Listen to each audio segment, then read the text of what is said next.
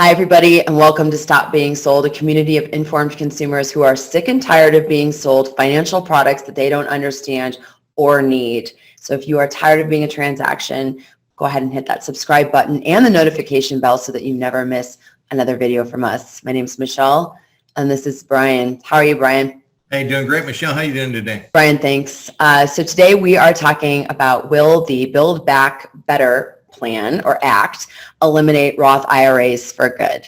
So we have infrastructure, right? That's a huge topic, and oh my gosh, the questions, the phone calls that I'm getting right now about what they're hearing in the media regarding this are just unbelievable. Right. Well, I mean, we haven't seen it. There's a lot. The language has been changing is what's happening, right? Yes. It's going back and forth and back and forth. So the recent version of the Build Back Better Act has brought back retirement law changes that are looking to curb high balance accounts for the wealthiest, and popular, I should say, high balance accounts and also wealth building strategies, right. Including this is where this Roth IRAs and after tax 401k contributions. And really, looking at it, the goal is to tax the wealthiest taxpayers to help pay for what's in this bill. The climate change, the new social changes. Social changes, climate changes. It's funny, I was going through it again last night because I keep getting all these updates, and this is the most recent version of it. This is massive. And look, I understand we want to make changes, but these changes to retirement planning will affect they say that wealthiest, but in all honesty, whenever you hit one group of people, the effect trickles down to others. And I truly believe this will expand out to the complete retirement planning process for all individuals. Right. All right. So let's start. Let's just back it up really quickly. Let's talk about, let's talk about the Roth IRA. Yeah. And what is it? Let's define it very quickly, and then let's dive into what's going on in the fine print. What is in the fine print of this bill as it stands right now? Yeah, perfect. Because the whole premise of this video is understanding how it will affect Roth IRAs going forward forever. So and your retirement, if you have one. Yeah, if you have one, and if you can still get one. So let's talk about the history of Roth. A Roth IRA can be a great way to save for retirement since the accounts have no required minimum distributions, and you withdraw the money tax-free. So there's one of the biggest reasons they want to attack this, because they want the tax revenue back, right? Right. So right. The Roth IRA was first introduced as part of the Taxpayer Relief Act of 1997, and it's named for Senator William Roth, which was the author or founder of this bill. Got it. So unlike traditional IRAs, the Roth, you're able to withdraw completely tax-free. Yeah. And it goes. And there's no required minimum distribution. That's huge. All right, so let's dive into the Build Better. That's a mouthful, isn't it? Build Back Better Act. There's another name for it, American something Act. It changes all the time anyways. So let's look at what's in the fine print right now. Let's talk about backdoor Roth IRAs. Okay, let's break these down. Backdoor Roth IRAs. This is huge. If you've heard this before or you've done this before, you understand the power of this. This is where someone makes too much money to contribute to a Roth IRA, and they can put in non-deductible contributions to an IRA and then immediately convert them to a Roth, meaning owing no taxes on that conversion. And inside this bill, it will be eliminated. So it's going to limit the rollovers and conversions to all taxable accounts after December 31st of this year. This is why we're covering this stuff today. This is powerful. So should this pass with this language in it, yes, effective December 31st, it would say there's absolutely no more backdoor Roth IRAs allowed. Right. Got it. All right. So there's also language in there that talk about backdoor mega Roth IRAs. So define that, and then let's talk about what they're looking to do. Are they looking to eliminate that as well? Okay, so this is going to be the same thing as the backdoor Roth, same time frame, all that stuff. A mega Roth is the backdoor mega Roth is inside like your 401k. Sure. Because 401ks have higher contribution limits than IRA accounts, meaning you can tuck more money inside your 401ks, then immediately convert it to a Roth. That's why they call it a mega Roth. So the numbers are much greater. So again, after December 31st of this year, if this bill passes, it's gone. Is that so? It will prohibit any after-tax contributions to 401ks. Then that's what will happen. Yeah. So and think about that for a minute, Michelle. Let's say you max out your contribution limits to your 401k today as just an individual, okay? Right. And you max it out because you say, oh, my debt's low. I'm going to, savings rate are at all-time highs right now. So I'm going to put more money into my 401k and max that out. Well, it now prohibits all after-tax contributions. This is huge to all 401ks, not just the mega ones. Got it. Okay. Okay, so what about Roth conversions? Okay, Roth conversions. This is another popular financial planning tool. It's going to eliminate Roth conversions for higher income earners above the $400,000 for individual threshold and $450,000 for married couples filing a joint, again, after December 31st of this year. Okay, all right. What else? I'm trying to breathe here. I'm like, please keep going. Okay, so inside the Build Back Better Act, there are some new contribution limits. So they're going to prohibit new contributions for IRA holders with a total of more than $10 million in IRA assets. So let's say, Michelle, you were very fortunate. You're a business owner, you made good income all your life. You got stock options and built a massive portfolio from just working for, like an IPO company like Tesla. And all of a sudden your IRA is worth $10 million. You're now prohibited from all new contributions to IRA. So there's your once it hits the 10 million threshold. Yeah. Okay. So who does this apply to? Does it apply to anybody, or is it a certain income level?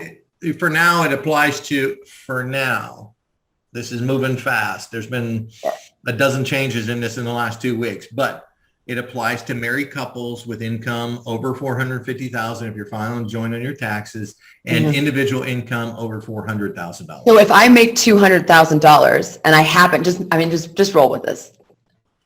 If I made $200,000 a year as an individual, not married, so, and I had 10 million in an IRA for whatever reason, I would be fine. You'd be fine.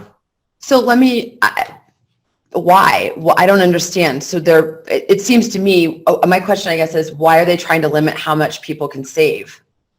They're not actually trying to do that. I think that's a after effect. What they're truly trying to do is tax the wealthiest in the world to pay for their spending habits going forward of climate change and social change. It's that simple. They have to pay for this bill, and they have to prove that they can. You can't pass this bill if they can't show how. But wouldn't you be able to tax more if you allowed someone to put in more than 10 million have more? Or am I using? I think it's more control. Because wait till we get to the next section. All right. Because in the next section, you're going to see why they put that $10 million cap in there. All right, then let's talk about it. Okay. New distribution rules. Okay. So when does IRS get their money from you? Your IRA accounts. When you withdraw it, right?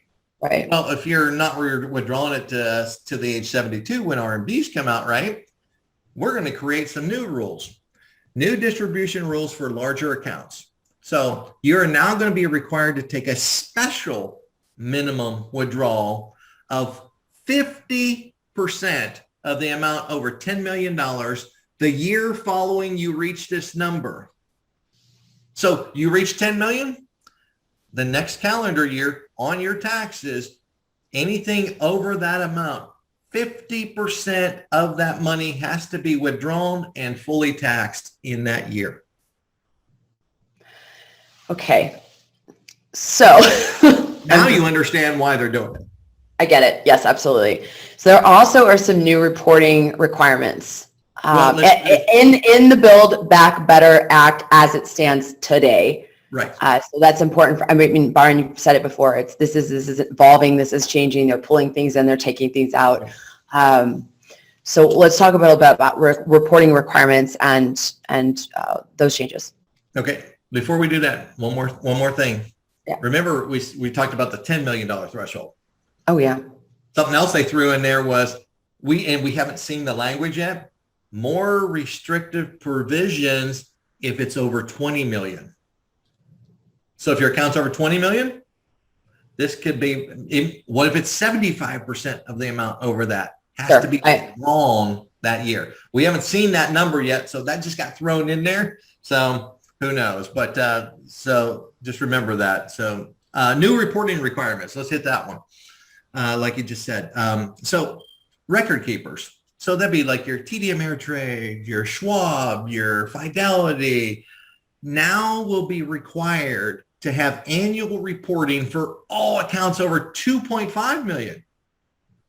Wait a second. We've been talking about 10 and 20 million. Now you have to report all assets over 2.5 million. Then they have to break them down and say, out of that 2.5 million, 1.5 million was traditional, $1 million in Roth. Do you have to separate the assets and report how much is in Roth, how much is in traditional IRAs moving so forward? Is these reporting requirements, they're for Roth specifically, or are they for IRAs? All accounts over 2.5 million. Now, and then they have to be broken down. Then they have to report what's the percentage or the dollar amount for Roth versus traditional. Right. And so they had mentioned Roth and traditional, but I kind of have a feeling if you're reporting all accounts over 2.5 million, that might be your non-qualified accounts also, the non-IRA accounts. Okay. They want to see where the money is. My thoughts and some of the experts' thoughts are, once you have this data, isn't it easier to lower the threshold of them special minimum withdrawals from 10 million to maybe 5 million, maybe 4 million? Of course it is. Back in the day, if I'm not mistaken, President Obama tried to push a bill back in the day that had a $3 million threshold. So, that's very well could be future. Yeah, well, once you open the door for this, I mean, and especially that level of reporting, look out. Like, right? What's it? The IRS is going to be busy. Inside this bill was hiring up to 80,000 more IRS for enforcement. Which they need. I mean, the IRS needs. Sure. Call the IRS and try to figure something out. They're very stretched thin. I don't necessarily disagree with that. I mean, having people to service. All right. What else is there anything else in this bill that we need to cover? Yeah, let's go. Well, you mentioned the IRS there, and look, there was always a time frame of 3 years for the IRS to go after violators of this information, right? Sure. Well, now they're going to expand that to 6 years. And with more IRS employees, they're going to dive deeper into these type of accounts. And I could see more audits in accounts. Once you start getting the data of showing $2.5 million held somewhere, we're going to start saying, well, wait a second, we're comparing that to your tax returns and this, that, and the other. There could be a lot more audits coming. So that's where we're at today. Oh boy. Well, stay tuned, everyone, because we're going to do updates. We'll make, updated videos as this unfolds. And we've said it before, it's changing constantly. What are the chances that some of this, backdoor Roth IRA, it looks like they're just going to kill the backdoor, whether it's mega backdoor or not. And maybe traditionally, my thoughts are, look, if you're starting there, you may eventually just try to get rid of the Roth IRA for good. That's exactly right. Where's this headed? Right, for sure. Okay, well, thank you, Brian. I appreciate this. And thanks to everybody for watching. This is your money. This is your future. Pay attention to this stuff. Stay tuned. This stuff is changing by the minute. I mean, and we have alerts coming in on it daily. So for sure. And some people in my crew or my family, they're like, why do you keep calling? I'm calling. I don't care. I am on the horn, and I am calling, Congress. This affects a lot of people. It absolutely start does. with the wealthy, but the trickle down effect will come down to the average consumer. The problem is the reporting. It's now becoming a surveillance state, really. Yeah. It's very, very, very, it's a slippery slope. Some of the stuff in the bill, you're like, okay, all right, go through it. Sure. But then you just look at that fine print on the actual level of reporting, the lack of privacy, the lack of anything that you'll have anymore. It's a bit scary. So, but stay tuned. There's more coming.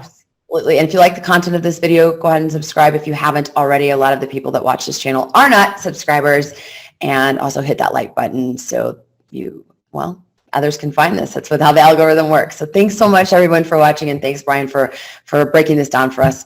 No problem. Thanks, everyone. Have a great day.